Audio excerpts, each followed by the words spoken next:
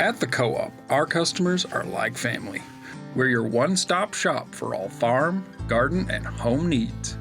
With a team that's friendly and knowledgeable, each locally owned and operated store offers competitive pricing and works hard to get you what you need when you need it. Come by and shop with us today. Visit alifarm.com for a location near you.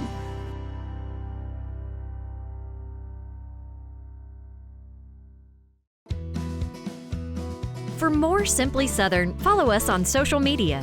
And while you're online, visit our website, simplysouthern.tv.net. Simply Southern continues in a moment.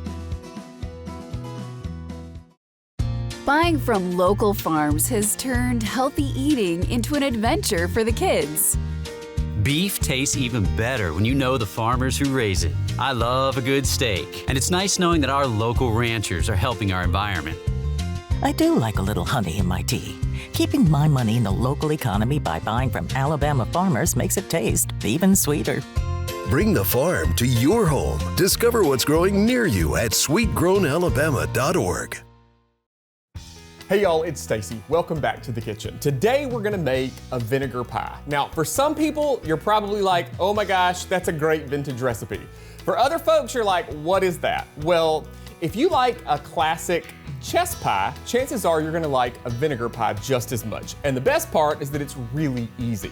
We're gonna start with 4 large room temperature eggs. And one of the things that I always talk about when I talk about using eggs, there are 2 things that you can do to prevent messing things up, essentially.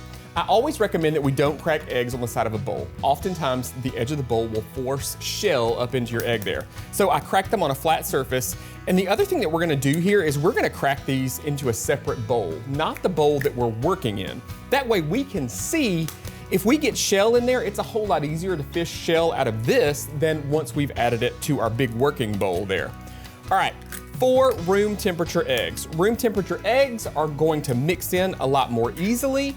So that's why we use room temperature eggs. If you forgot to set them out, you can put them in a bowl with some warm water and that will bring them up to roughly room temperature so that you can get started a little faster. In my large bowl here, I've got 1.5 cups of regular granulated white sugar. To that, I've got 4 tablespoons of unsalted butter. Now I've melted this and then I've let it cool a little bit because we don't want to cook our eggs with that hot butter. I'm gonna just start whisking this together and then just add my butter here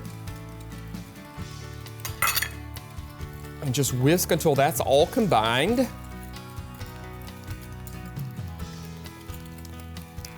And now we're gonna add some vinegar. Now look, this pie doesn't taste like vinegar. It just the vinegar gives it a nice tanginess that kind of cuts through the sweetness. I like to use plain, regular, white distilled vinegar, but you could use apple cider vinegar, you could use even like a white wine vinegar. I'm gonna add 1.5 tablespoons of vinegar to this.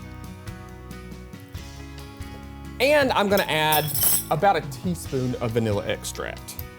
And I'm just gonna measure with my heart here. That looks about right. And just whisk to combine this. I've got a roughly 8 to 9 inch pie crust here. Now I just bought one of the rolled pie crusts, that way I could use my own pan, but you can certainly use the frozen ones that come in the little aluminum pans. Those work just fine and make this process even a little easier. Now, oftentimes I will get questions about blind baking this crust, and you can absolutely blind bake this, but it's another step. I oftentimes do it just like this, but what I will say is use a metal pan. That metal is gonna heat up faster and set that crust faster so that you don't end up with a soggy crust if you were to use like a ceramic or a glass pie crust. This is going right into our crust here. I have my oven preset for 350 degrees. This is gonna bake for 40 to 60 minutes or until it's set. Now, the pie is not going to be set completely.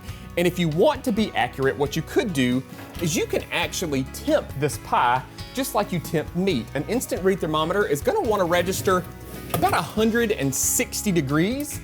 That way you know that that egg is cooked through and your pie is gonna be set all the way. You can top this once it's cool with a little powdered sugar, some whipped cream, some fresh berries, and dessert is done. Folks, you can find this full recipe by heading over to the website at southernbite.com. We've got a Simply Southern TV section right on the homepage so that you can find recipes quickly and easy. Y'all enjoy.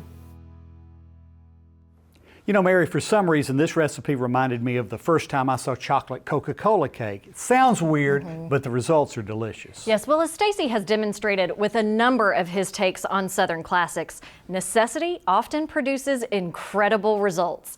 If you fondly remember the cooking of your grandmother or great-grandmother, they often had to do a lot with not much. And keeping it simple and delicious is a priority at southernbite.com, where you'll find everything you need to put a quick, tasty meal on the table. Top it off with a vinegar pie and you'll have a great story to go along with it too. Well, that's all we have for this special episode of Simply Southern. Once again, we'd like to congratulate the Winland family on earning such a big honor earlier this year. And we look forward to sharing the stories of Alabama's future hopefuls here on Simply Southern as we go forward. We hope you'll come along for the ride. I'm Mary Wilson. And I'm Kevin Worthington. Come see us again next time.